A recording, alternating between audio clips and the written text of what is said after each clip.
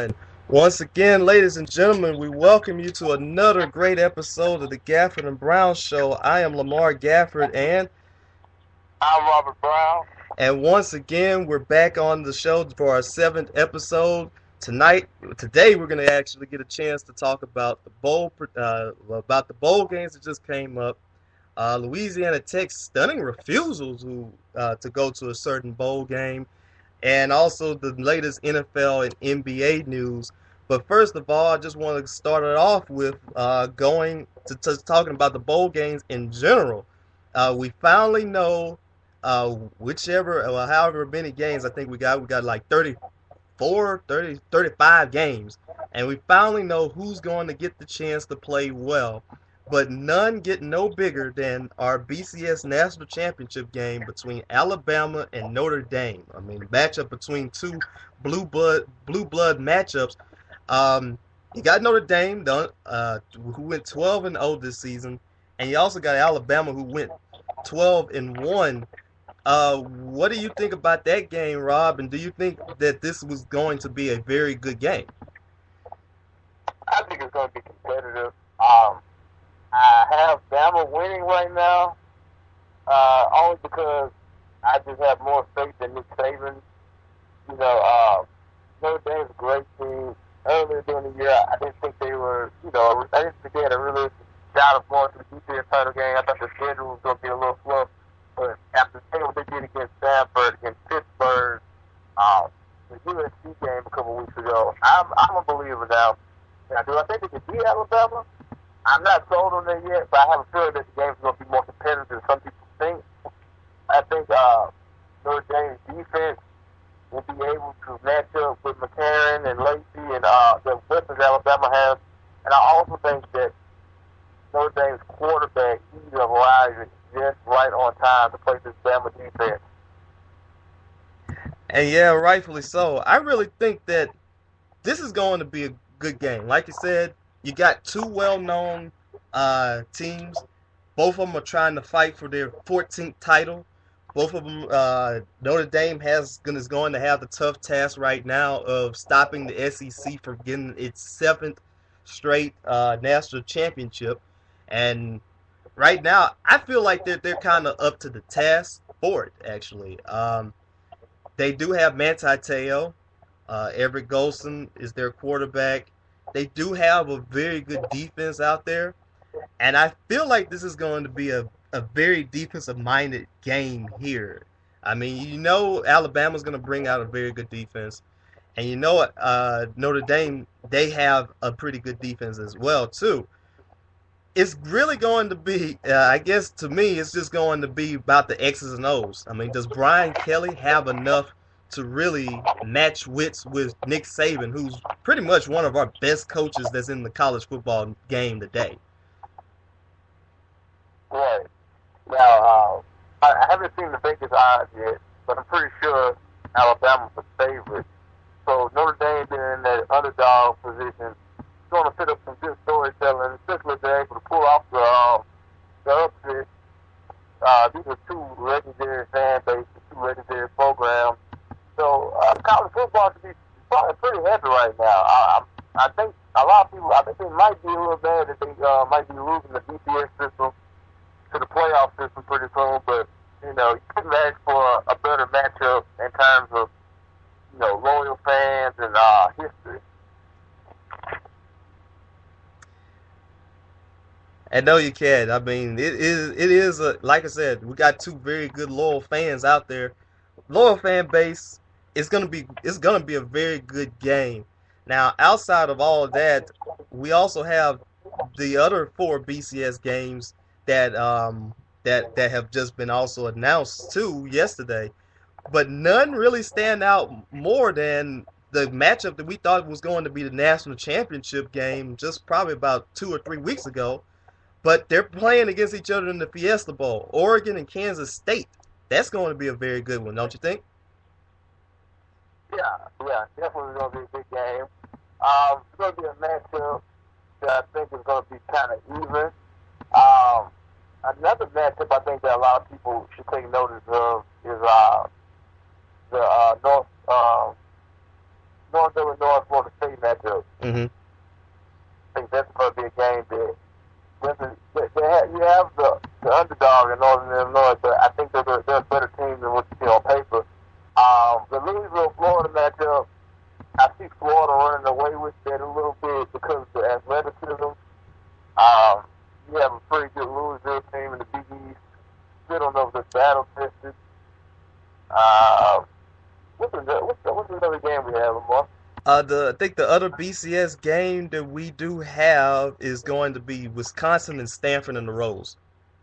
Okay, the Rose Bowl, of course. That's going to be a pretty good game. You have two teams that kind of similar game. You have Stanford with the smash mouth game. They're going to run the ball a lot of tight end action. I can see that going down to the wire. I have Stanford as a favorite in that one. And I think I would have Stanford as a favorite in that one too. I mean, it's just the way that Stanford plays to me that really it's not flashy. It's not flashy, but it's effective and it gets the job done. And they've done a good job this season in doing that. 11-2 record. Uh, they did beat USC. They beat Oregon. They beat UCLA in the last two in their last two games. So that helps out a whole lot too. As far as some of the other BCS games that we do have, I think Florida is probably going to beat Louisville no matter what because I think Florida has the better team. And Louisville, it just really depends on if they can show up. Uh, the Orange Bowl, I'm pretty much tempted to really go with Northern Illinois, actually, because I think they're like you said, they're the underdog. The underdog really seems to play very well in the BCS games, and I think that a lot of people have said right now that they don't deserve to be here. They don't deserve to be here, but yet again, they're here, and I feel like that they might get a chance to turn a few heads against an opponent that's not that's okay, but that's kind of like I don't know. And as far as the Fiesta Bowl, I think Oregon's got the chance to win that one. Yeah, I think Oregon won it there as well. Now, outside of all of that, we also got some of the other bowl matchups too. Did you get a chance to look at those? I thought LSU was in the Chick-fil-A Bowl. That was different. That was I thought maybe we would have got a little more love from the polls, but apparently not. I would have loved to see them play Florida State.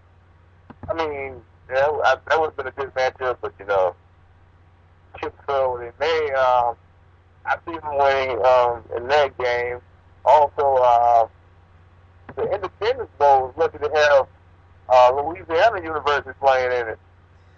Yes, most definitely. And to forgive me for being a little bit biased about this, but we got ULM in Ohio in the Independence Bowl, and I'm actually hoping to go to that game too.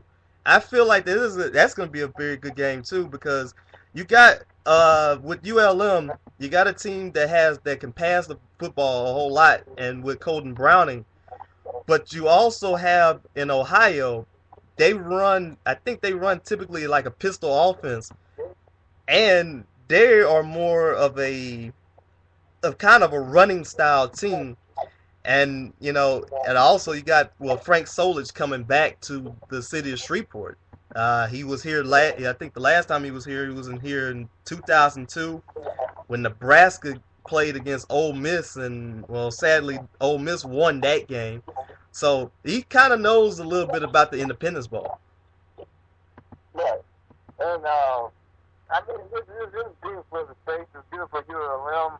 It's good for the city of Shreveport to have a school that close playing in the Independence Bowl. You have a lot of alumni that live in Shreveport like yourself, so it's going to have a good turnout. It's going to be a good game. Looking at the matchups, ULM had such a surprising season, such a good season, that it definitely deserves this bowl bid, and I'm pretty sure they're going to come in and they're going to play hard. Now, I have them winning this game, actually. And I have them winning too. I mean, I don't want to sound like a homer, and I can't go against and saying that I got to pick my school and all that.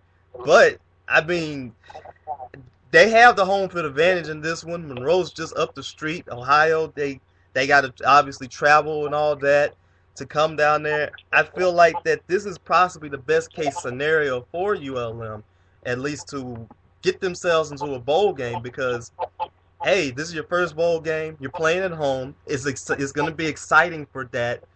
And this is not a team, and they did set them up with a very good opponent here. They're a good team. So, you gotta like that. Right. And I also took on the fact that this matchup wasn't the original matchup.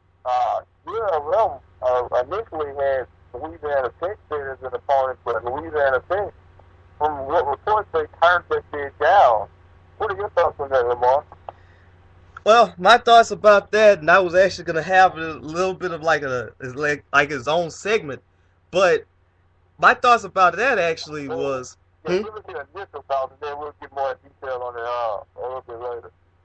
Well, I have my initial thoughts about it is that I just could not understand why they would kind of do such a thing because I feel like that this was going to be a very good matchup, and I'll expound a little bit more upon it on the next segment a little bit later. But I just don't understand a little bit why they would do it. Right. It almost seems like foolish pride in a sense. I mean, you're playing in your home state. You're playing in a city that has, a lot of current students and a lot of alumni there. You're playing against a rival in state. It makes sense on paper. I don't know. I don't know if they thought they were going to get a higher bid. I mean, you feel sorry for the players because they don't make the decision. That's right. That's who you feel sorry for because, you have a lot of seniors who, this is probably their last game playing organized football, and you just feel bad for them because now they have to sit out the last game, could have been, for some of them home. So, just a sad situation in there for the players, but that's their decision. They're going to have to live with it. And basically so. And you look at some of the players that were there, what they had tweeted yesterday, and like I said, I'll get to a little bit more upon that a little bit later, that some of the players weren't really too happy. And actually some of the alums weren't happy about it too. Some of them, some of them had mixed decisions. Some of them actually felt like it was a good move, but then again, some of them also felt like it was a kind of a bad move as well, though too. But yeah, it just was very tough. But yeah, most definitely. I'll expound a little bit more upon it when we come right back after our 30-second break about the Louisiana Tech situation. Like I said, it's just baffling to me. I know it's baffling to everybody else who's actually listening to the show. But we will be right back in 30 seconds with the Gafford and Brown Show. We'll be right back after our commercial break. All right, we're back with the Gafford and Brown Show. We were just talking a little bit about the Louisiana Tech, about them that stunningly not getting the chance, not playing in a bowl game here, and it's just like I said, it's just baffling here a little bit to me. What are your thoughts? What are your thoughts a little bit more about it, and I'll just get to mine a little bit after yours, Rob. Well, like I said, it just seems like foolish pride. The team had a good season. You're one of the highest ranking offenses in the league. In college football. So you're rewarded with the bowl bid, and you turn it down. It's like, who does that? And you have players on the team that have, worked hard this season to, get those wins and get Louisiana taking a position where it could be in a bowl game, and to turn it down just because politics from what it seems, it's just silly and it seems selfish. It seems like the players had no say into it. I don't know who a call was it. Maybe it was the athletic director. Who knows? Only they know.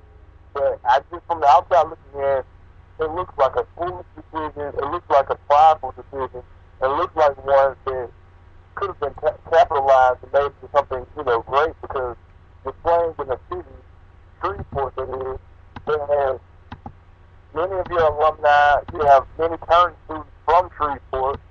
You have a in-state rival in ULM that's had a great season, just like you. And why not just cap it off, with a great game? Mm-hmm. I don't see the logic in it. Texas A&M played Louisiana Tech in the Independence Stadium in Shreveport earlier this year. A great game, great turnout. A game that went down to the wire. They almost got Louisiana Tech one of the biggest upsets of the year if they would have beaten Texas A&M. Mm-hmm. So it's like, why take away that magic? Why take away that momentum, that you guys had and play in front of a hot home crowd, over something just silly like pride? It's just heartbreaking for the team. I feel really bad for the team because some of those guys aren't going to go on to the NFL. Some of those guys aren't going to go on and play arena football or what have you. They're going to go on and live real lives. And that could have been the last game, So we feel bad for those guys. What are your thoughts, Lamar? Well, and like I said, to expound, it's just, to me, again, it's just tough. And I'm gonna let if anybody else wants to come on, come on the show. Once again, you can Skype us at primetime2832, or you could leave a comment at the little comment box at the bottom, on the bottom right on the show. But you got a chance to look at it a little bit. I really felt like that if Louisiana Tech, if they got a chance to accept this bid, this would have been a little bit of a better, probably a bit of a better game. I don't know, you don't know who would have probably watched the game on TV because it's just a regional matchup and all that stuff. But I'm pretty sure somebody would have because since it's the only matchup on at that time. But as far as the turnout in the stands, would it sell out? Oh, no doubt, it would have sold out. Right. And so, and I'm actually gonna talk a little bit about some of the people that actually had something to say during the thing. And this is from a player from Louisiana Tech, Josh Cuthbert. He tweeted that as a player, he wasn't happy about the decision. He wasn't happy about the decision about them turning down a bowl game and stuff. And he felt very contrite about the seniors that weren't going to get a chance to a bowl game. Because if you look at how Tech did this season, they had one of the best offenses in the nation this year, and they were one of two teams to average 50 points a game this year. And that's just, to see all that, and you're not going to get a chance to a bowl game, and you beat some very good teams. It's just tough, man. Yeah, right. You add on to that. They had such a great season, such a high-profile season to their point production. And like I said, they took the A&M game to the play in the Independence Stadium in Shreveport was a great game. Mm-hmm. A game that almost ended up with a Louisiana Tech victory.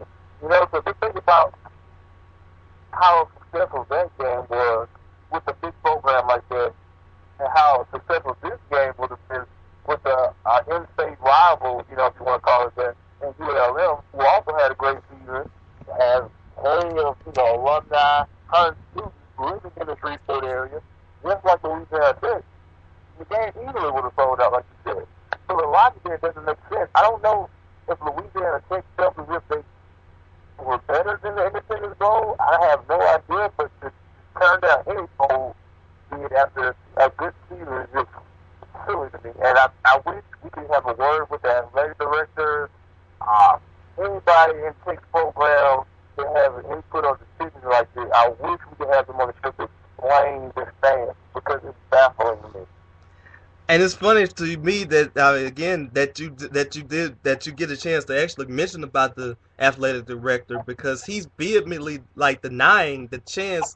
Because I actually had a tweet from him yesterday, and saw a tweet from him yesterday, and he said that Louisiana Tech was not selected for a postseason bowl game, but it turns out that they actually were. They did have an invite extended to them, and it turned out that they just did not want the Independence Bowl. And we've been looking at the projections the whole time, and I don't know if they thought that they were going to get a better bowl, like you said, but it seemed like every projection that I saw for at least the last 4 weeks had them in the Independence Bowl. I mean, ESPN had them there, CBS Sports had them there, Scout and Rivals, I think they had them there. Field Steel, which is another college football site, I think they had them there.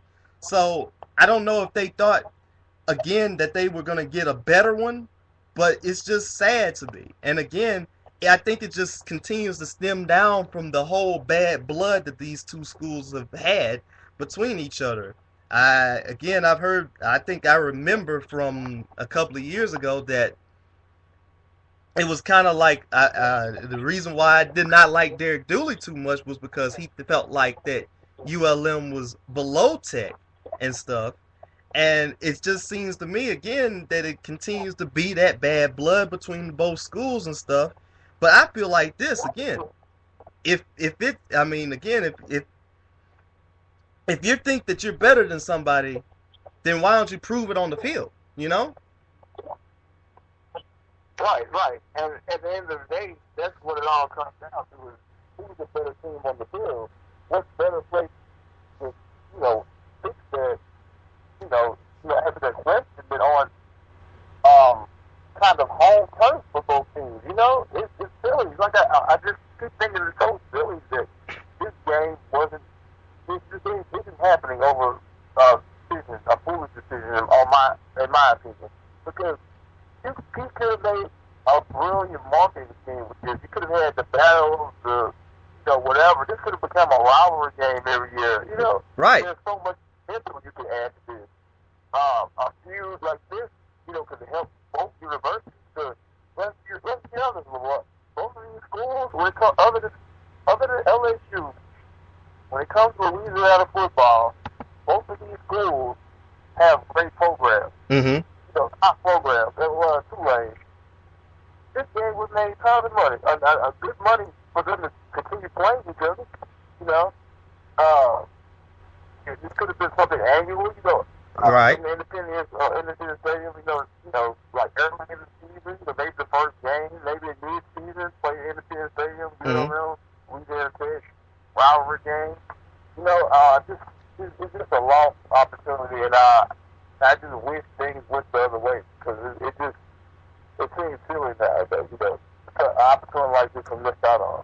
And it could have been big for recruiting too, because you can only go so far. You can only go so far, because the other school in North Louisiana is basically Grambling, and both of these schools have had matchups against them, and that's good. I mean, that's very good because they're based on the close proximity with each other. But I hate to say this to any Grambling fans that's out there. The sad thing is, they're an FCS program. You would love to see these two schools be in the FBS, separated by 35 minutes away, playing against each other. And actually, former Louisiana Tech alumnus Carl Malone had a lot to say about this too, because I'm just gonna say an excerpt of his tweets from yesterday. He said he was bulldogged to the core. I'm heartbroken and embarrassed that our university would do this to Tech Nation. To our football staff, this is exactly what is wrong with the university. Now it's time to get former athletes to run the program. And he says that he's 6'9" and he's not hard to find. And wouldn't it be nice to hire a person doing it for the university and not for somebody doing it for a bigger and better job in their mind? And look, trust me, again, Carl Malone, he really is involved with the university, because I went to a Tech ULM basketball game 2 years ago, and I in Ruston, and I actually got a chance to see him, and I actually got a chance to take a picture with Karl Malone, and it's just nice to see an alumnus, come right back and help out his university like that. I mean, they have also Teresa Weatherspoon helping out their women's basketball program. So it's just whenever you got the alums saying something like that, and whenever you got students also saying something, and football teams saying something like that, it's just tough, man. Oh, man, I didn't know the Carl Malone tweet thing. I didn't know Carl Malone had a Twitter. Yes, he does. That is intense. I wish I could know what Terry Bradshaw thinking, because just like Carl Malone, Terry has a lot of bold, opinionated athletes that went there, and man, I bet Terry Bradshaw will have a thing or two to say. I know he would. I know he would, because maybe it won't be as tough as what Karl Malone had, but man, like I said, Karl Malone, I retweeted about 6 tweets of him, and it basically was feeling the same way. He would also go on to say, whoever had made the decision, have the balls to tell the guys why. As one alumni of Louisiana Tech, I want to know why. And it's just tough, man. It's just tough. Right. And, this is no fault to the Tech program, no hard feelings or nothing. I hope they have a great season. I hope they have continued success. Great season this year. You just really get mad at the people behind the scenes that do things like this, because it hurts not only the players, but the school image, alumni, and the current students going there. That's basically it. And it's just sad because, all those kids, they had high hopes of at least getting to any bowl game. And, who knows? Maybe you got also some of the fans, they actually wanted to see that rivalry happen again. And again, I know they don't consider us as rivals, but hey, I'm calling it a rivalry. And, and maybe they want to see it. And who knows how good the game would have turned out to be. If it would have been a close game, who knows what would have happened. Get the ball rolling. I just hope that something happens and there's like change and somebody has at least a better picture, because instead of going to a bowl game, it actually makes you look smug in a way. So, but no fault to the Tech program in its own self either. Right. On to bigger and better things. ULM has a great opponent in Ohio. Should be a good game. Probably a high-scoring game. Like I said earlier, I picked ULM to win this one. Probably by a field goal, touchdown. Hopefully I can make this game. Because, being a Shreveport resident, I hope I can see the Independence Bowl. I haven't been to one in a while, but they're usually great games. Yes, sir. And I hope you can actually get a chance to make it to the game too. I have your ticket for you. I'll have your ticket for you as well. But yes, I feel like it's going to be a very good game. It's going to be close. You're going to have contrasting styles. Like you said, Ohio runs the football a whole lot. ULM, they pass the ball a good bit. But both of these teams score about a little bit over 30 points a game. ULM is scoring 35.5. Ohio scoring 30.6. And both of these teams have had very good success this season. Both teams are 8-4. Both teams want to get to that 9-win mark. And both teams are actually trying to get their first bowl win in like a long time. Well, ULM has never made it to a bowl. They never won a bowl game. Ohio has never won a bowl game since I think 1968. So, there's a lot riding on at stake in this one. Right. So, Friday on line, bag it right. ULM putting themselves on the map. The program that should just be looked at as, a pushover. And they certainly won't after this season. I'm pretty sure a lot of teams might die ULM from putting them on the schedule.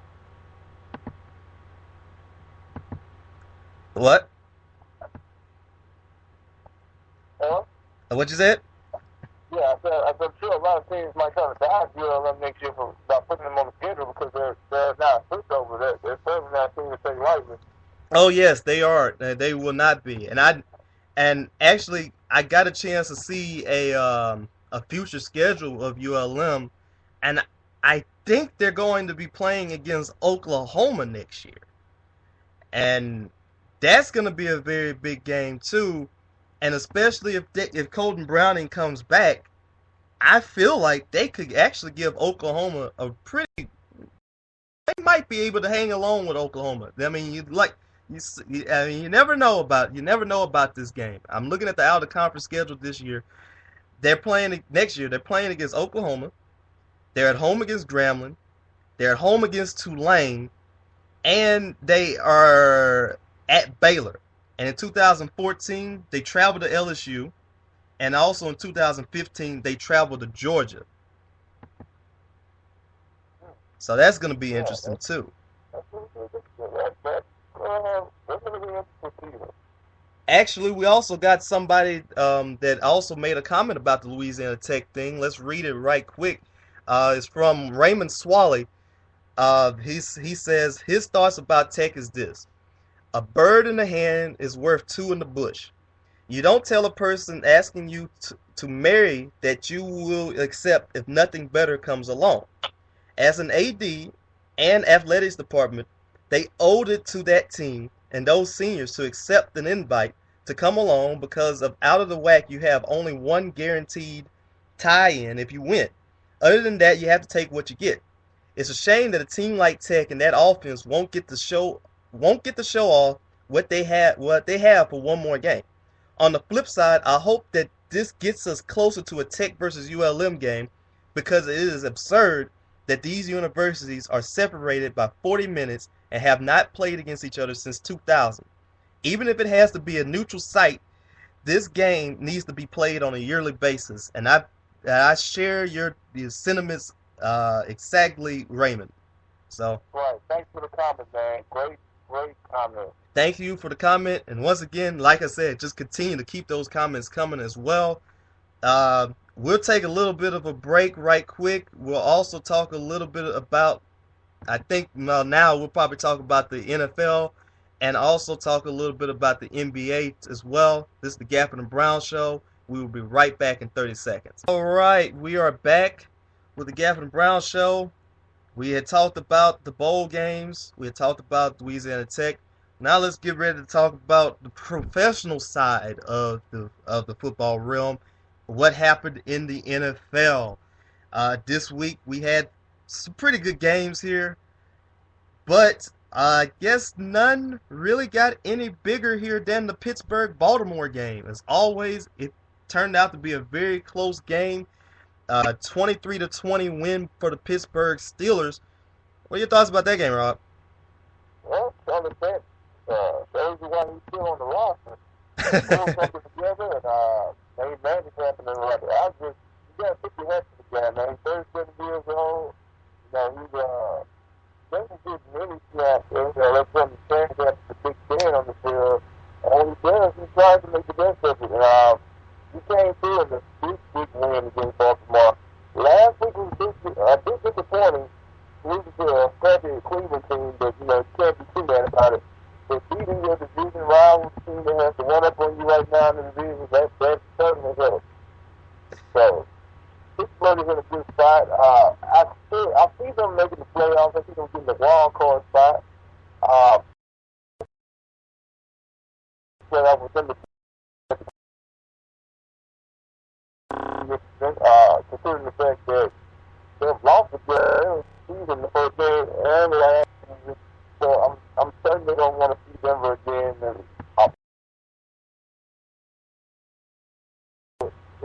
Hey, Pittsburgh should never count them out. Always a team that always relies on their veterans to come through for them. And once again, you got to look at Baltimore and start asking questions like, where's the consistency? Keep saying that Baltimore is one of those Super Bowl contending teams, but week after week, you be a little bit iffy on it because you don't see the same level of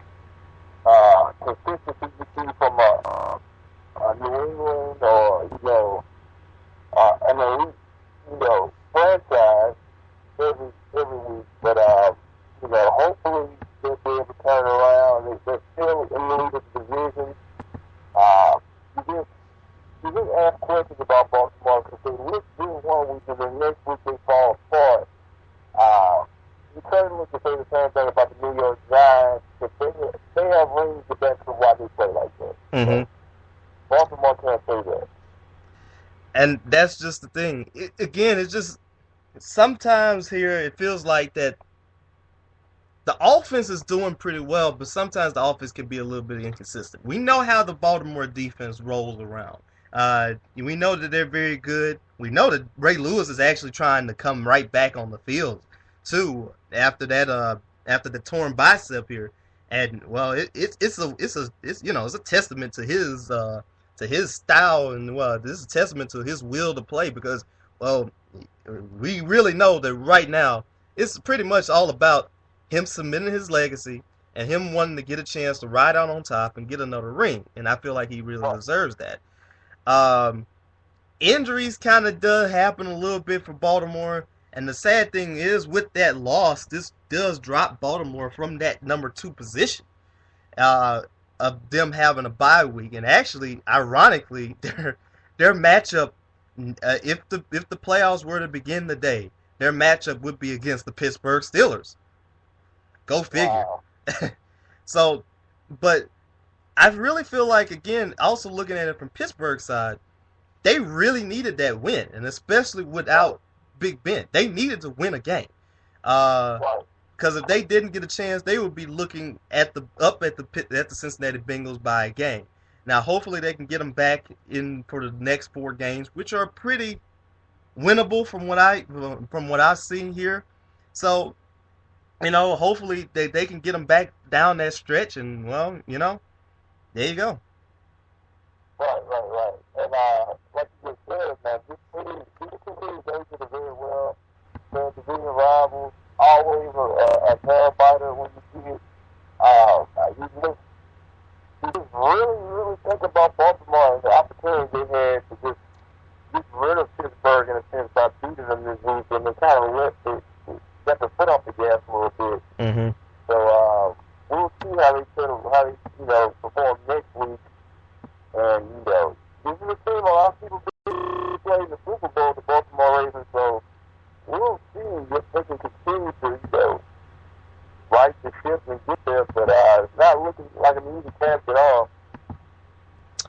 Exactly. And outside of that, right now we'll talk about the other marquee game that we had this week with Dallas against Philadelphia. Dallas won that game 38-33, but I'm not going to talk about the Dallas Cowboys. I'm actually going to talk about the Philadelphia Eagles. Right now, they are a complete mess. 3-9, and right now, if the season ended today, they would be looking at a top 5 pick. It's obviously right now that they're going to Nick Foles as their quarterback for the rest of the season. It's a complete mess right now. They fired their defensive line coach today. Seems like to me they're cleaning house right now. Wouldn't you say? Right, and you wonder how soon Andy Reid is going to keep his job. You wonder if he's going to keep his job at all. This team has so much potential. Last year, the whole Dream Team label and their big free agent acquisitions and seeing them not get it together, and then this year just falling apart as well. It's kind of like up again. Did you get rid of Michael Vick? Did you shop around Namdi? Did you shop around, other players? White Brown he's been having a great games. You tried, to rebuild this team. The offensive line continues to have its struggles. They've also had a lot of injuries as well, though, but it's just a bad situation. And you wish the best for a coach like Andy Reid who has stature and who has, a great winning record, even though he doesn't have the Super Bowl win to back it up, but he has, he's been to the NFC title game, he's been to the Super Bowl, he has a great regular season record. It's almost shameful that he has to get fired, but the talent isn't really living up to his expectations. So what should you do next? What's the next step? Michael Vick, for instance, what happened with Michael Vick? He's cleared to play, isn't he? Well, let me see. I actually reading a little bit about it here now, though, too. But I'm still thinking that he's still he might still have the concussion symptoms a little bit. I'm actually reading it up a little bit right now, but just to tell you, just to also add on to it, it's just really sad here because again, if you thought last year was bad, when Vince Young called them the whole dream team thing and wind up here getting an 8-8 record, and you would think that they would bounce back this year. This year, you could multiply that by like 10, 100 times worse because I mean, right now, it's just really crazy. And I saw this on Twitter that the Philadelphia Phillies, their baseball team, has has won a game more recently than the Eagles. And that's just sad. That's just sad right now. I think he's still suffering a little bit of the concussion symptoms right now, and I think right now they're just basically pulling the plug on the season. They just want to see what Foles got and all that. Right, right. And of course, you want to look at your future, season at the floor because Kevin Cobb looks like he was a Pro Bowler in the offense, and he went to Arizona, and now he can't even keep his starting job with his helper. So. Another interesting question I want to ask you, Lamar. Let's say Andy Reid stays and he wants to keep Nick Foles as his guy. What do you do with Michael Vick? I think in that situation right now, even though that his contract is a little bit too much to have to tame, you have to get rid of him. Actually, we saw it because you can't put the guy once you already committed to the younger guy here. Uh, it's kind of like it's either it's a got to go situation, and you can't put Michael Vick on the bench and he's making $100 million in his contract. You can't have that. I mean, that's just it really wouldn't make any sense right now.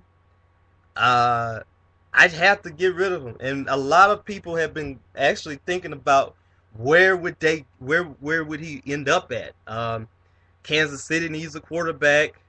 Um, you know, Another team that really needs a quarterback, as crazy as it may seem here, Arizona. And wouldn't that be crazy if Michael Vick winds up at Arizona and actually runs Kevin Kolb out of another job? I mean, man. And that would be crazy, beyond crazy. And speaking of Cardinals, you just got to feel bad for Larry Fitzgerald, man. This guy is having one of his worst seasons statistically, it seems, and he's already on his 10th quarterback in the last 2 years, so it's crazy what he has to go through this. I feel sorry for the guy. I feel sorry for him too because of the huge contract that he signed before the season. Well, I think it was 2011. I think, but that huge Yeah. contract that he signed, it's just it's just I feel sorry for him, and they give him these two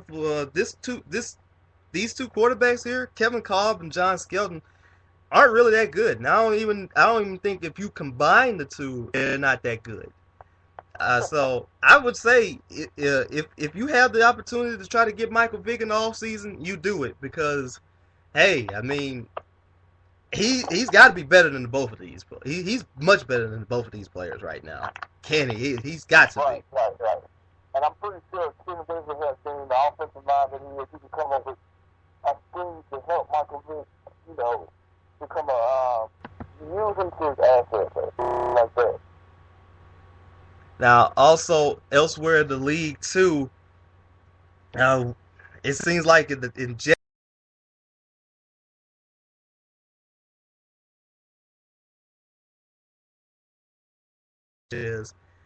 during the game, it turned out it wasn't Tim Tebow that got the chance to play because, well, he was inactive. It was Greg McElroy that got a chance to play and actually led the Jets to a victory.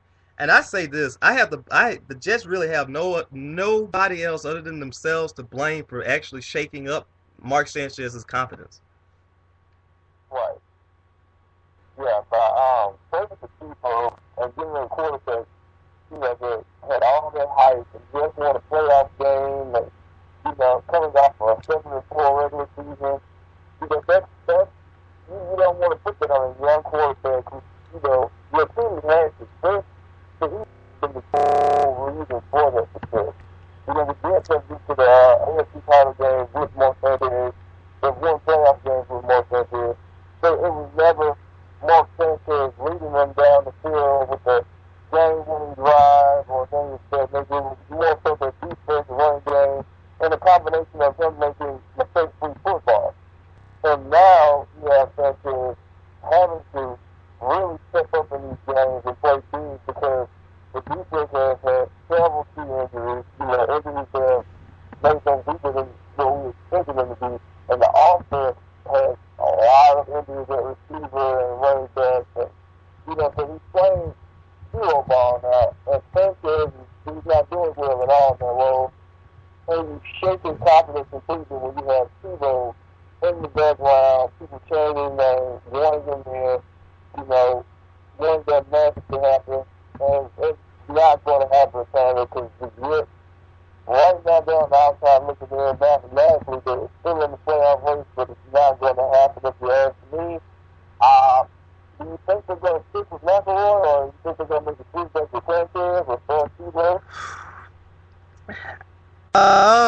Now about this one, I just really think that in this case, I would probably try to go throw Mark Sanchez maybe out there one more time.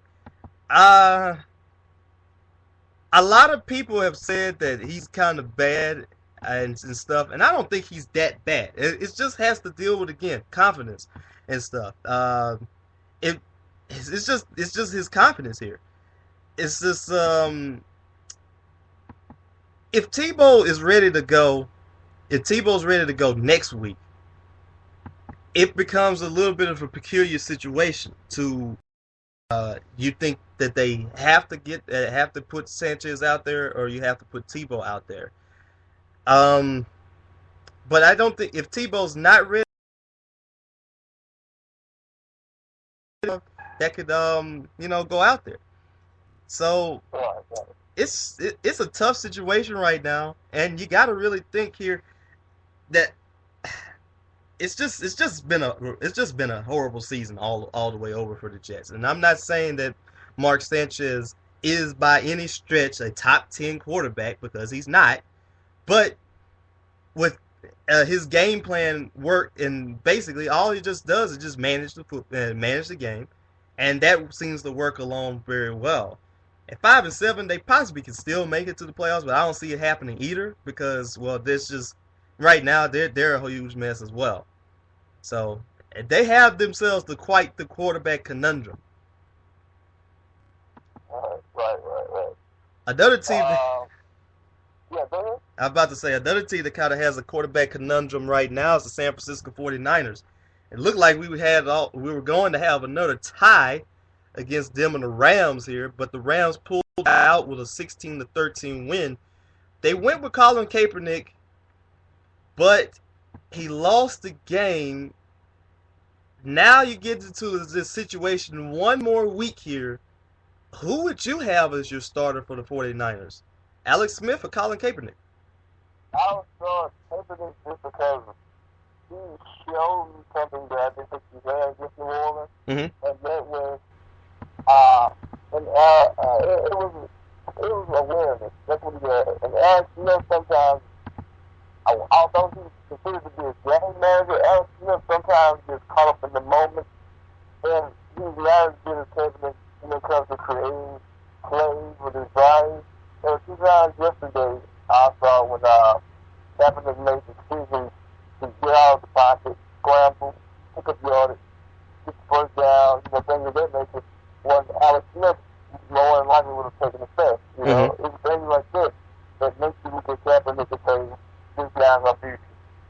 You feel bad for Alex Smith. Maybe he could, get some time out of this. Maybe he could get off his, a trade before, next season begins.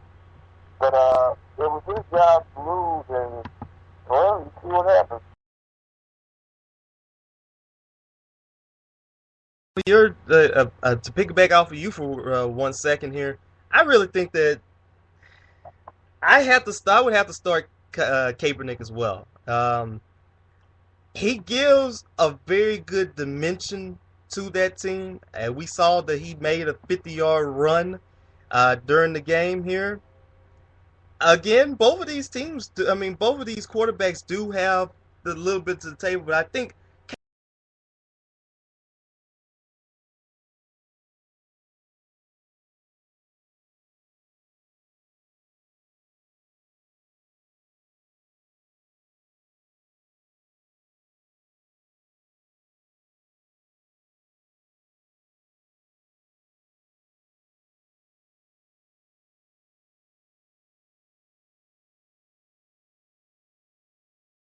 once again here that this has to happen, and we might have another,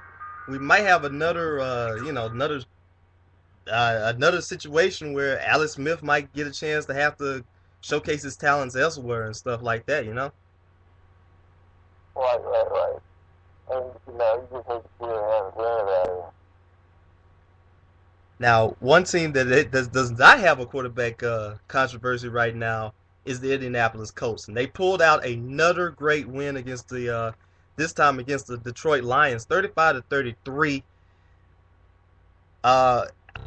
Andrew Luck right now has this team at 8-4, and he becomes the first number one pick to have a non-losing record in his first season. And that's just a first number one pick as a quarterback to have that.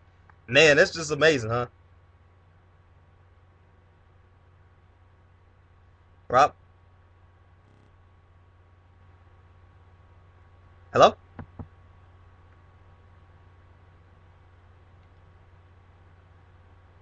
Hello, Rob?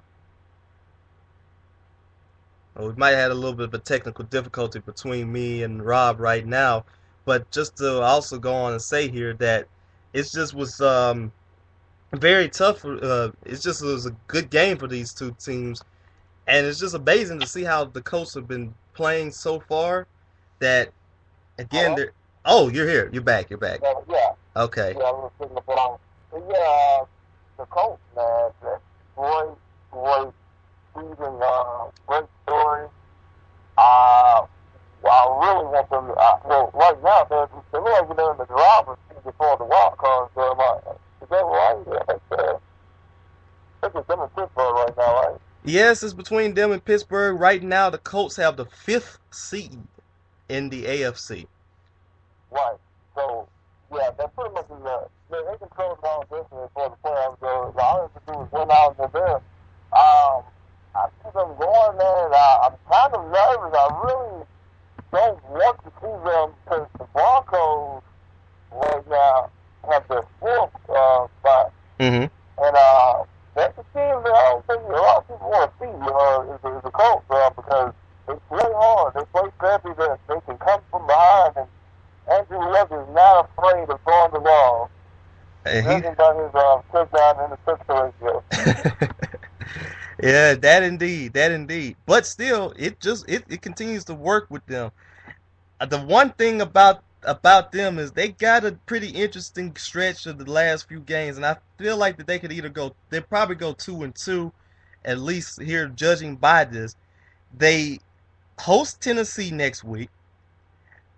They have to go to Houston in week 15. They go to Kansas City in week 16. And Houston comes to them in the last week of the season. And I think Indianapolis now has enough to possibly make it into the playoffs. I actually think that they probably I really want to see them play against the Broncos. I really want to see that. Old versus new, Manning versus Luck. Let's make it happen. Yeah. It's a great storyline, but, it's definitely makes you interesting. It makes interesting, stories. Jim Irsay, Evan Payne,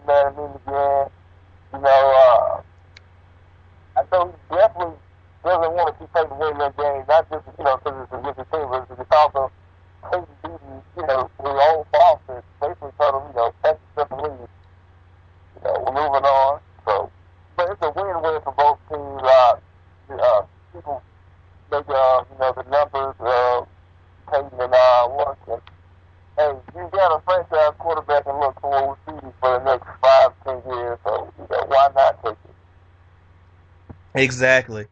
And right now, just it just got and just judging right now by how they are in the wild card standings, it really it made they made the right decision. It's working out for both teams very well too. So you can't really have any bad feelings about that. Also, looking at the standings as well, the AFC is a little bit more defined in terms of the wild card races because, well, you only have three teams really that's battling for the spots here between the Colts, Steelers, and Bengals. And right now, it just seems like the NFC is just a huge mess right now here too because you got a lot of teams that are still in this right now. It's a huge crapshoot right now. I mean, you got the Bears actually. The Bears and Packers are basically fighting for that division title right now. But the Bears are right now the wild card team, and the Seahawks are your wild card team. But you also got the Cowboys, the Buccaneers, the Vikings, the Rams, the Redskins, and the Saints that are still battling out there for a wild card spot. It's just gonna be a huge mess out there too. Right, and I'm interested to see which team gets out with their wild card spot because 9-7 will get you in right now for the way the season is going in the NFC because Mm-hmm. I don't see any one of those teams in the wild card hunt. You think Chicago's in the wild card spot too right now. Yeah. Yeah, so Chicago is the only team I see in that pack that might finish with a 10-6 record, a pretty solid record. Everyone else, I think, is definitely going to leave 9-7 odds. The Saints, mathematically, they're still in it, but I just don't see their Atlanta loss. Looks like it took a lot of steam. No, the Niners loss like it took a lot of steam out of them. Mm-hmm. Drew Brees looks shook against Atlanta. They play a different Dallas team. I just don't see them making it. Tampa Bay lost 2 crucial games back to back. Great teams, just a little young, missing a few things. Minnesota, they look good week to week, but I just can't see them getting over their hump. Dallas, I like Dallas to come out with the wild card, but you really can't. You just can't trust them sometimes, man. Mm-hmm. You don't know which rumble you're going to get. You don't know where the mistakes are going to come because they're going to come. I don't know, man. It's tricky. You also have a really good Seattle team with a battle-tested rookie in Russell Wilson, Mm-hmm. who's also, he started to talk with the rookie of the year candidate because he's doing things just like Nick and RG3. And he might be able to lead his team to the playoffs. So we'll see. And also, you have the Rams team that's scrappy that just beat the 49ers. So, like you said, man, the NFC wildcard hunt, it is nowhere near clear. We don't know who's getting out with those 2 spots. Not at all. We probably will not know about any of this until probably like week 17. Like I said, like you said, 9-7 is probably gonna get you in. I wouldn't even be surprised if 8-8 get you in this one either too, because looking at the Bears are the only team that's clear. All these other squads, they have flaws, and they have kind of some glaring flaws as well, as you just pointed out too, and I'm glad you did too, because I mean, man, it's just I don't know, man. I really do not know, but yes, indeed, that's how it is. But Right. And, when you look at the talent on all these teams, you look at the teams that a lot of people say, we just think compete there right now, like Minnesota and St. Louis. mm-hmm. I didn't expect Minnesota to have a hot start like they had. I didn't expect St. Louis to be this scrappy. Mm-hmm. But, they have Jeff Fisher as their head coach who's going to instill winning attitudes in, the locker room. So it's definitely good to see. When you come from a football perspective, you really wish you could see teams like New Orleans and Dallas make it to the playoffs because Mm-hmm. those are 2 franchises that have a lot of history and a loyal fan base. But, you just don't know, man. You just don't know what the way the schedule would look.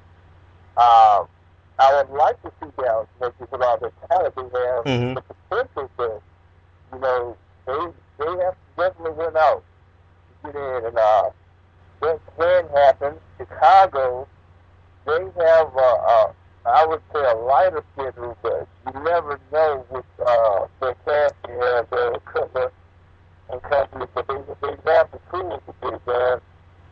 They're still fighting for the division spot, but they could fall back into the wild card position. You really look at this, the Redskins, they play Washington, New York tonight, and what do you think about that one? You think the Redskins can? I'm actually going to give the Redskins a chance in this one. Based on how they played against the Giants earlier this season, I really think that RG3 earned a lot of their respect, and he really has shown he's really shown here this season that he is, as advertised, going to be a very good number 2 pick, and he's actually done a very nice job. The division games haven't rattled him that bad either, so it's gonna be a very good game. I think let's see, depending on the games in the game is in Washington, so actually I might be tempted to pick the Giants, but I expect the Redskins to keep it close. What do you think, Rob? I think it's going to be a close game. I'm giving this to the Giants only because of the last time they played. I think New York has a good play capability, with Eli and Cruz. And I just like the odds this time. They also have a solid run game with Andre Brown and Bradshaw. So I think that's going to, put the scales there in their favor. But I'm not counting Washington out. Don't want to count RG3. We've seen what he can do with his feet. We've seen what he can do with his arm. The guy just keeps it cool. So much composure for a rookie. The guy plays like a veteran. And, it's going to be a good game, primetime game, too. So, both teams are going to play well. Oh, yes. At least we hope so.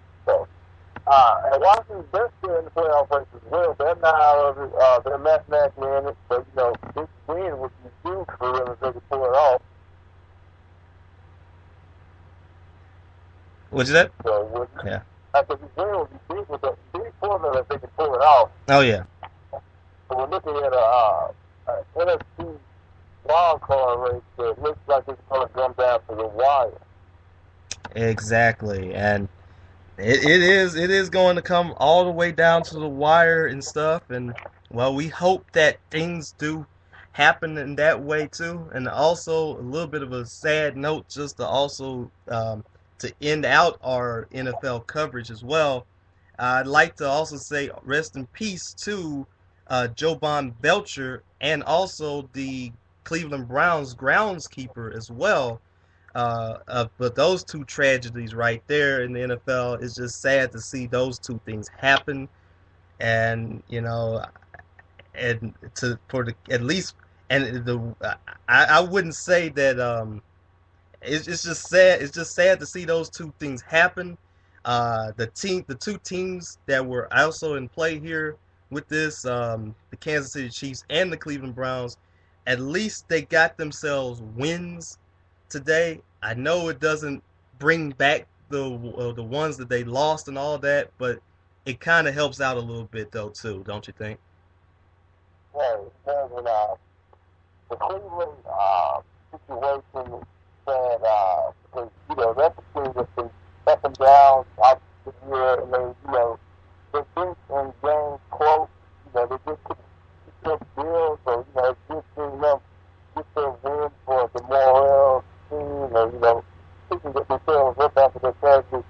The Kansas City Chiefs, man, that's just, it blows my mind still, man, thinking that this guy, we obviously going through some issues, and took not only his life but someone else's. So that's way bigger than football.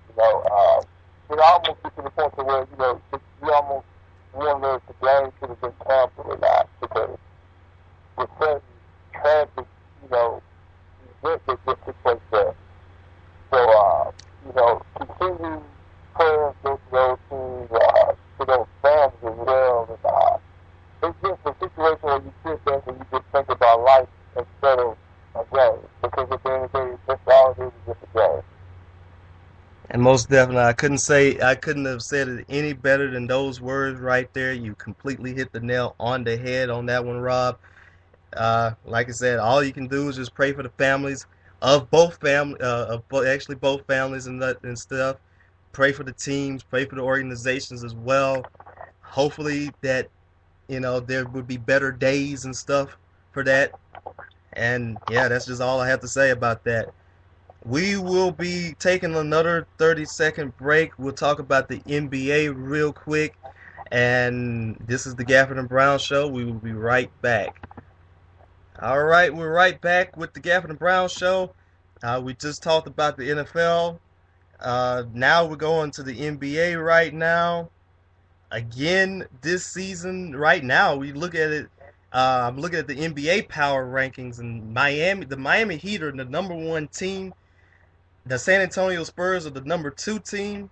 But ironically, we had something happen between these two squads on Thursday night.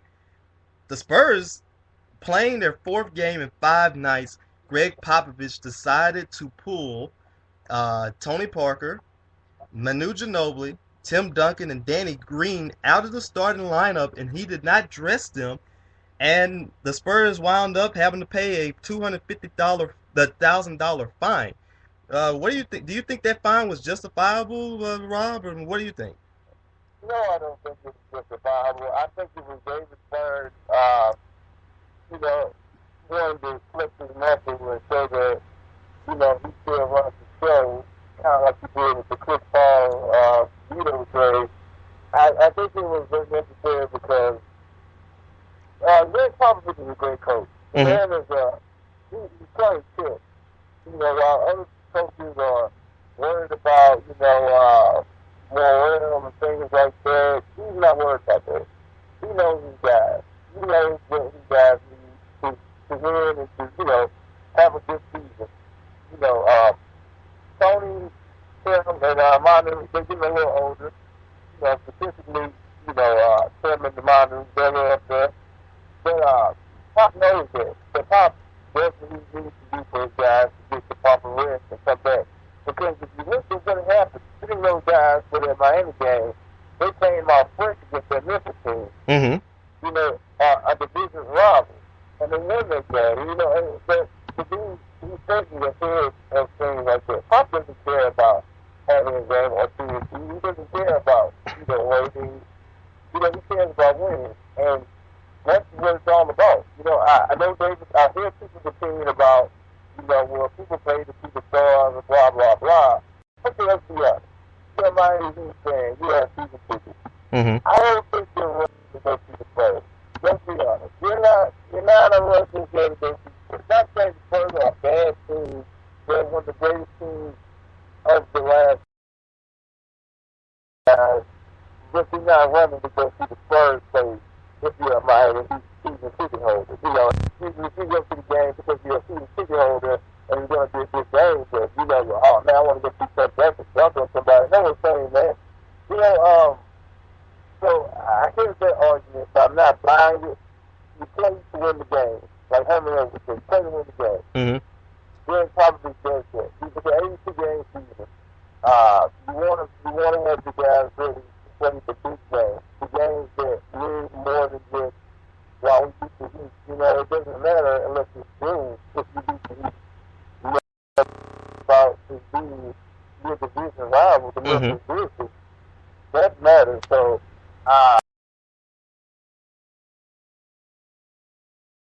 didn't see any NBA rules broken, any violations, nothing like that.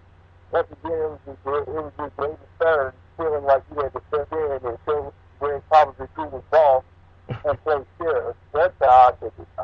What are your thoughts, more? I feel the same way too. I mean, you can't really, to be honest with you, you can't tell a man how to really, how to run his team about and all that stuff. If he felt like that giving them rest was a very good opportunity and all that stuff, then fine. I mean that's well. I said this before that I felt like this. If you don't want him to rest his players in a marquee game between those two teams, then you don't schedule it as the fourth game in a 5 game stand. I mean, it's just as simple as that, really. I mean, you just don't do that. So I would at least think that Greg Popovich would at least know a little bit more about running his team than kind of David Stern would. I mean, really. I mean, to be honest with you, I hate to really say it like that, but he really does. I mean, he did it last year. He did it against, I think I remember he did it against a game against the Blazers last year, and I think he did it against a game before the Jazz last year, too. And it worked out well because they went to the Western Conference Finals. And this is also a guy that did the same thing against the Mavericks last year, and he didn't. He actually had Duncan and the big three, Duncan, Manu, and Parker in the game, and actually decided to sit them out in the fourth quarter and overtime. So I mean, I have no problems about that. And you look at the way that their B team did play. I mean, they played a very nice game. Right. They still competitive. So, no one too. If you were a fan or at the arena or watching on TV, the game still, went down the wire in the fourth. So, I don't see the point in 5 games this season if the game was competitive. I mean, this game started one to show who's boss and show Greg Popovich that, hey, this is my show, this is my league, play your players if they're healthy, blah, blah, blah. I love David Stern, great commissioner, probably the greatest commissioner the NBA has had. Right. Sometimes he feels the need to put his foot down when it's not required. Exactly. And that's just it. And he has to also be very careful because, like at the end of the season, let's just say teams actually have themselves in the playoffs and all that stuff, and they actually want to, sit out those players and stuff too. He has to be really careful in that situation. What if those teams actually want to? Let's just say the Heat have everything clinched up in the playoffs, and they want to sit out LeBron, Wade, and Bosh, just in order to protect them from injury and just to give a younger player a chance to get some playing time that they don't get an opportunity to get. He has to be really careful about that. I mean, he has to be really careful because if you don't find them, the Spurs are probably going to be saying, well, where's the fine for them? Right. And it's just one of those things that happen. I mean, people, they're just going to realize that this is a game that's controlled by a multitude of people. You have the coach, then the public coach, you have the president, you have the GM, and you have the owner. It's a chain of command. Mm-hmm. So that program is going to do what they feel best to get their team in a winning position. I mean, if you find people you find a coach for seasoned players to get rest, so you're going to find a team for 20 games. I mean, because to me, that's more detrimental to the league than the integrity of the game until you play games. We don't see you play games. Mm-hmm. You play a team 80, 50. You don't think they're going to start losing games on purpose because they should have did a higher, lottery pick, I mean,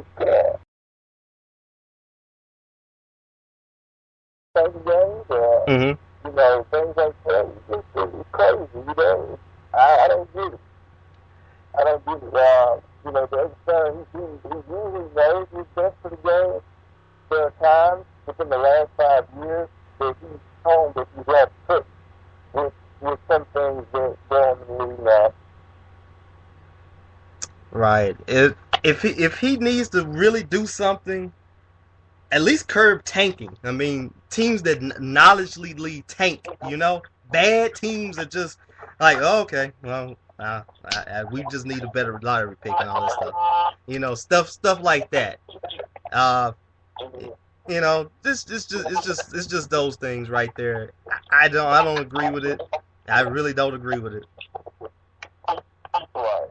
Now, last night, the Los Angeles Lakers played the Orlando Magic at home. Dwight Howard was their team, and they lost their game at home in the final minute to a scrappy, well-coached Orlando team that's been playing poorly all season. Mm-hmm. What's your take on that, LeBron? I mean, what do you think about this?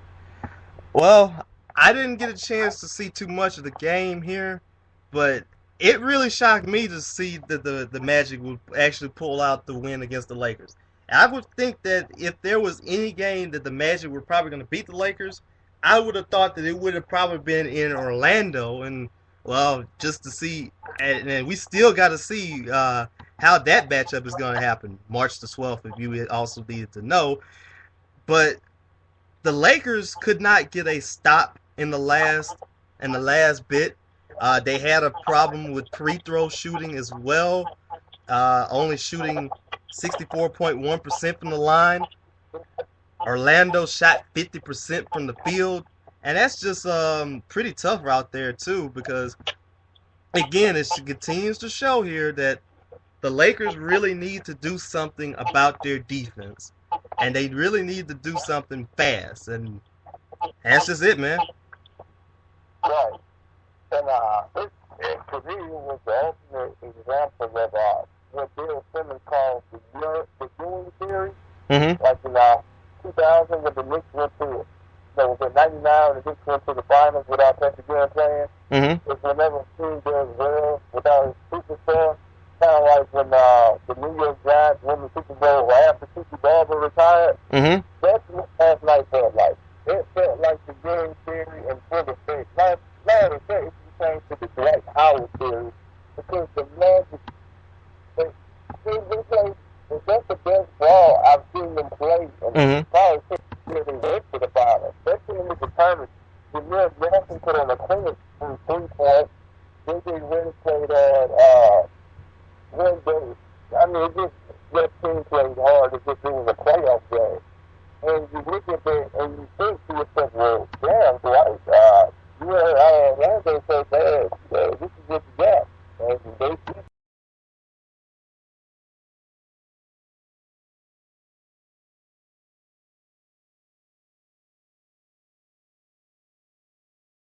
somehow, some way, they get put out the first round. They might be the biggest letdown probably in NBA history when it comes to acquiring stars together and going on a run because it's looking bad right now. I have feeling, we all know, I have feeling they're going to get better. Mm-hmm. They're going to be in the playoffs. They're going to do well. But if this team doesn't make it to the finals at least, or at least the Western Conference Finals, it's the best. I mean, that's what it is, the best. And exactly, that's just the way how it is. There's no team here with that talent that should not at least make it to the Western Conference Finals. The only way I could really say here as a consolation for the Lakers fans is that the Heat faced the same situation 2 years ago when they sat at 9-8, basically when you had LeBron bumping into Eric Spoelstra and all that, and it turned out for made it to the final. They rebounded very well with a 12-game winning streak, made it to the finals. So same thing happened for the Lakers this year. Could happen, but you know they really, like you said, Rob, they really needed to make it to the Western Conference Finals. So it's going to be a bust here.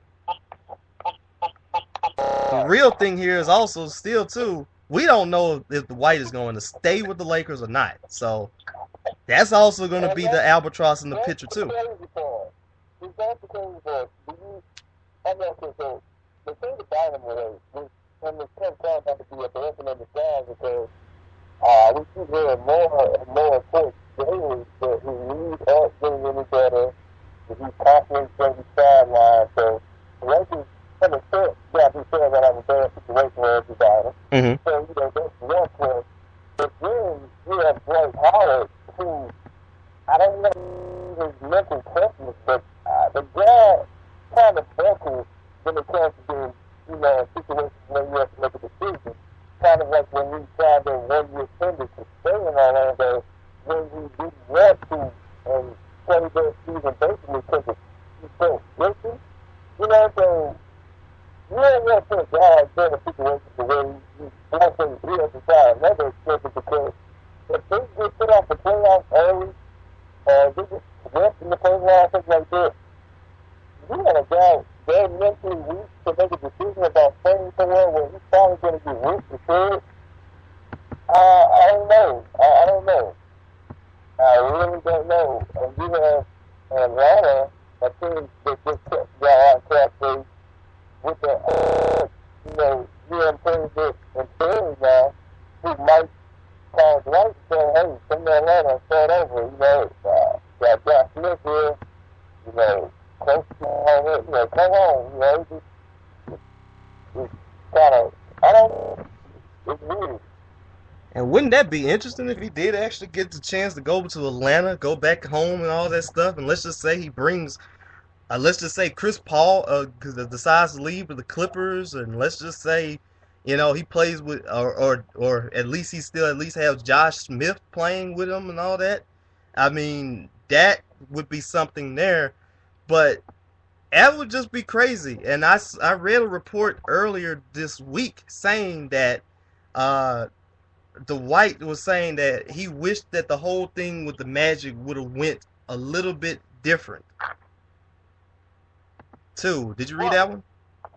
Yeah, because he's a guy, all of these players are conscious. They're really strong out. Like LeBron, to these days, whenever he has interviews and everybody in Cleveland, he has, nostalgic moments and he said, I want to say a bit sorry about what he did, even though he made the decision that was best for him. He still feels a bit, bad about it. Mm-hmm. And Dwight Howard, I believe he feels bad about it because he described that tender to say that it's the season when he could have opted out and gone to Brooklyn like he wanted to. Mm-hmm. Because he's very guilty. He's still perfectly to it. If he's a grown man, he should be able to make decisions that, the guy's not the most mentally strong person. Mm-hmm.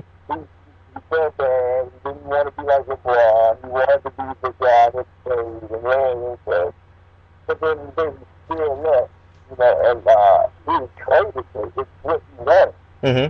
So, the situation is odd. Lakers, hopefully they can get out of this with Dwight Howard thing because, Kobe's not getting younger. He has guaranteed 2 more years, baby. Paul Gasol is playing baby. We don't know if he will get traded tomorrow. Steve Nash is going to play, longer than his contract. Mm-hmm. So, the Lakers have to be young about keeping Dwight, hopefully. And then you have the future to worry about because you're not just going to win a title with Dwight Howard by himself. So the Lakers are in a tricky situation. But knowing them, they'll be all right because the Lakers always win. They always find a way to win. So. Yeah, you just have to hope that they do get a chance to get right back and stuff. Also, you just have to hope that they can do that same thing. Rattling down the last bit of the power rankings as well. We have number 3, Memphis. Number 4, Oklahoma City, who I actually read somewhere that they thought it's been rumors that they're interested in Anderson Varejao. Well, we'll try to look and see some more about that. You got the Nets, who are number 5. That's interesting because the Thunder had enough depth to make a deal that was given there. I can see why they didn't want that deal to be done because, that was a good inside presence. Anderson Varejao was always been working hard all season, and now he finally has the chance to have the ball in his hands and, do what he does best and rebound. I don't know what they would give up, but they would be willing to give up. Hopefully not too many of their dynamic pieces like Eric Mena or Reggie Jackson. But I could see why they'd be interested in that. But I don't think it's necessary though, because they're doing pretty well with what they have. Yes, and that's pretty much the case because if and I'm reading right now on Pro Basketball Talk about maybe the trade talk is expecting to heat up. This is a guy who's actually really putting up some.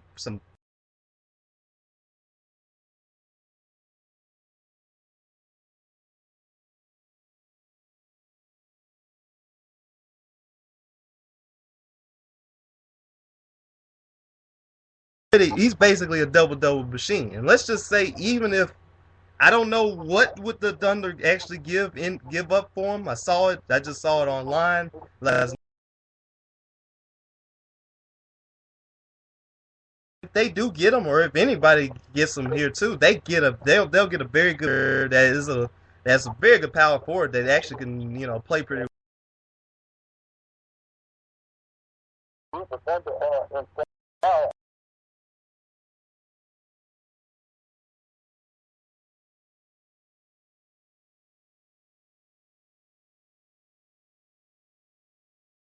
And maybe give up, maybe Nick Collison, you know, two of the guards, and so I think that the both teams and that's a very scary line. Mm-hmm. So, yeah, that's a deal that I can see happening. I don't think it's necessary for Oklahoma to make it. Mm-hmm. Hey, if you can do it and keep, some of your team and teams to keep the chemistry there, why not? Because people question this team after that Harden deal as they're better after that deal, to me, at least, because you have a guy like Kevin Harden who's been having to play superstar when he's not comfortable in that role, and now he can come off the bench and do what he does well and let's score. And the guys, right now, he's not even candidate for 6 man of the year. And you have Tim Durant, and you have Westbrook, who's developing still, who's becoming more of a better passer. The Thunder looks like, right, to me at least, they look like a team to beat in the West. Right. You have your Grizzlies right now, you have Thursday. Now the Thunder are the number one team of mine in the West. Mm-hmm.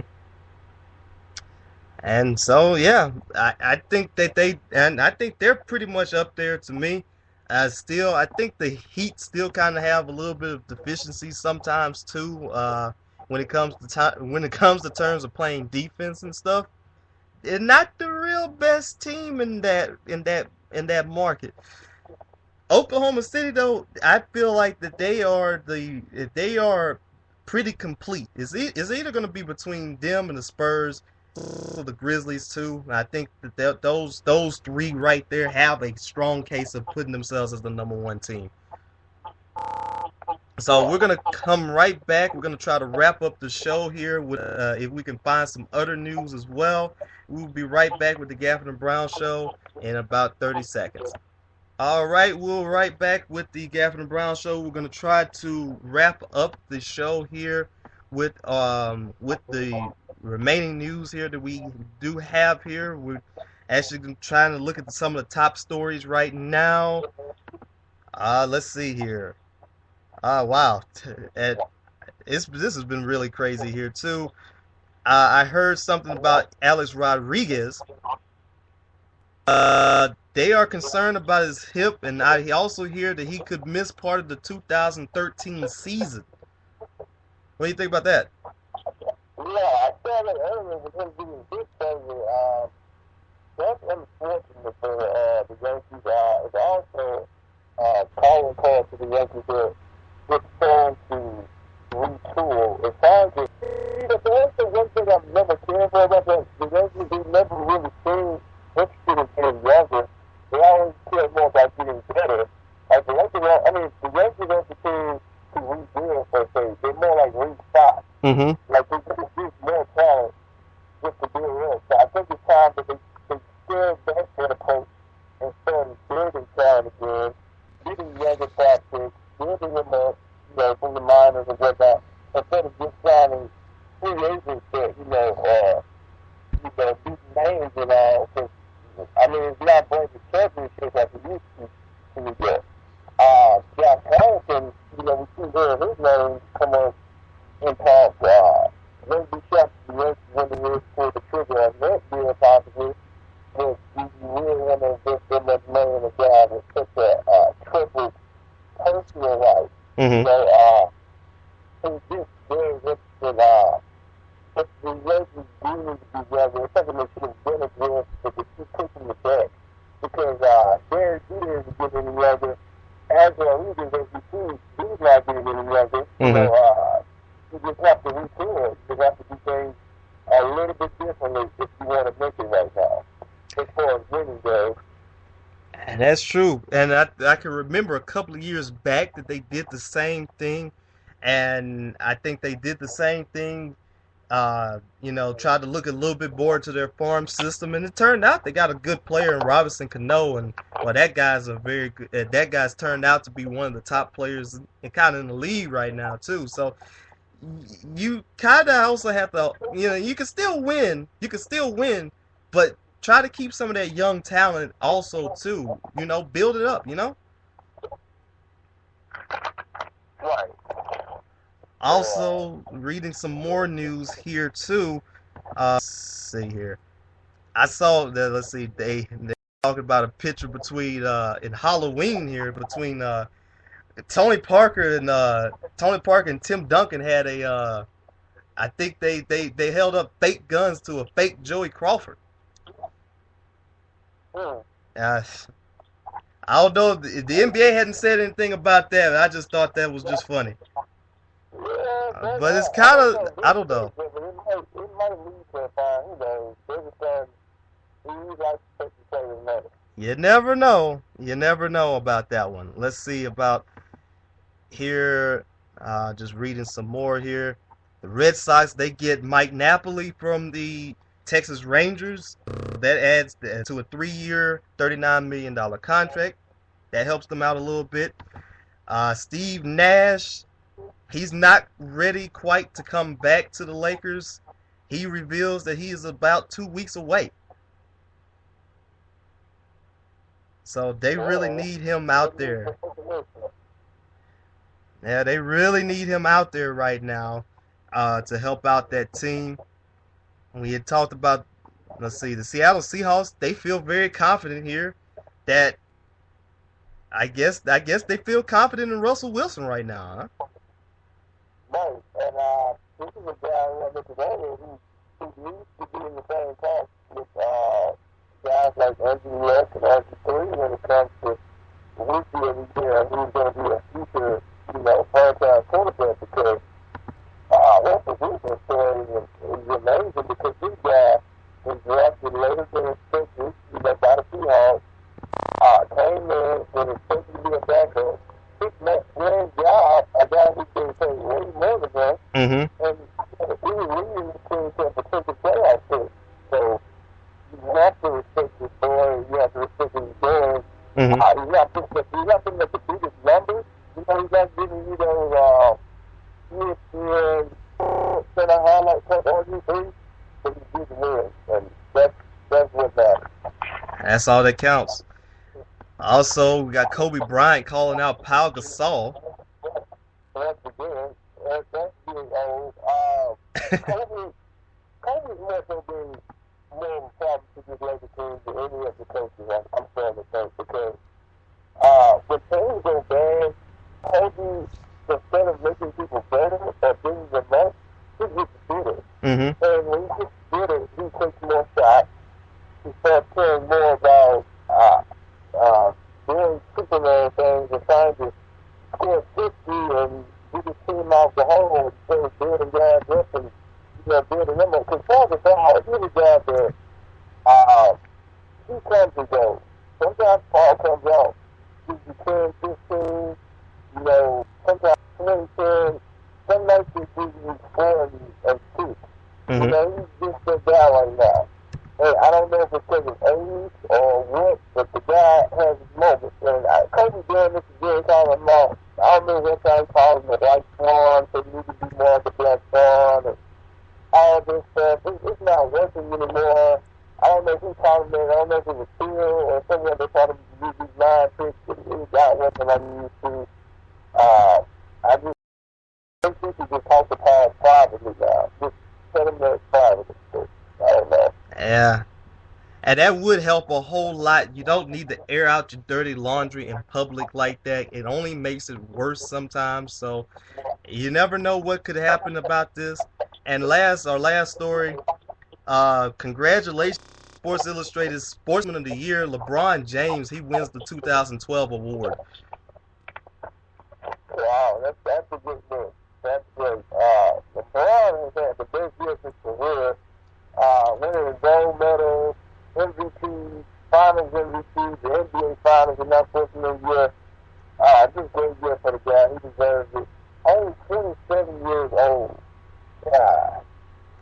Yeah, and it's just scary that he could get even better. So, man. Well, looks like this is a perfect time for us to call it a show here. Once again, very good show. 7th episode. We'll try to get come back next time. We might try to get somebody else, probably from I guess either ULM or Tech, to probably try to explain the situation a little bit more to help us out. We might try to get another guest for our next show. We'll try to come back on next week. Do you have any idea of probably a time or something? Thursday would be nice. Thursday, look out for Thursday coming to you at 12. Thursday at 12? This Thursday or next Thursday? Next Thursday. Next Thursday. Okay. We'll be probably next Thursday at 12. Once again, you can always hit us up on Twitter. Lamar at Primetime 2832. Rob at Uptown Bobby. We'll try to give you some updates as well. We'll try to also keep your timelines rolling a little bit too. Once again, this is Lamar Gafford and Robert Brown. And this is the Gafford and Brown Show. And just saying to everybody, have a nice time, and hopefully you keep on coming back and listening to us.